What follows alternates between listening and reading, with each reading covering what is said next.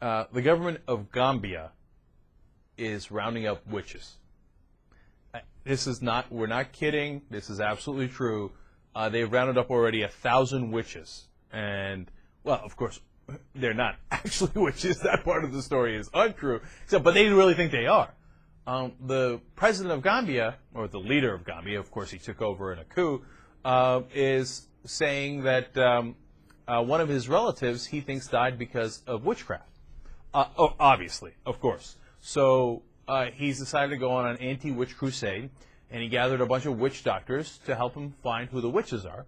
And they're going into some towns and arbitrarily arresting up to like 300 people, men and women, saying, you're all witches. Now the people are holding up signs saying, we are not witches. You know your country's in bad shape when people have to hold up signs saying, we are not witches. So now it gets worse. They've taken them to this farm of the leaders, and they're making them drink what's called dirty water.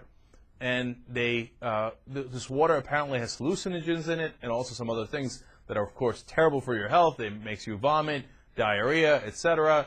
And they make them bathe in that, quote-unquote, dirty water, too.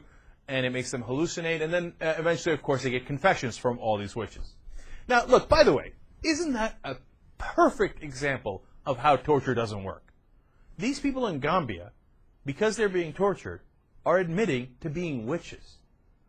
Now, I guess if you're Dick Cheney, you think, well, then they must have been witches. I'm glad we tortured them. Otherwise, the security of Gambia would have been endangered by all these witches flying around on their broomsticks.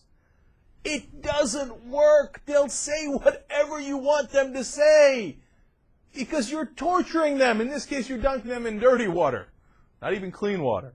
And of course, we found out Khalid Sheikh Mohammed recently said that, yeah, he made up 90% of the stuff that he told the authorities. And they said, why'd you make it up? He's like, because they were torturing me.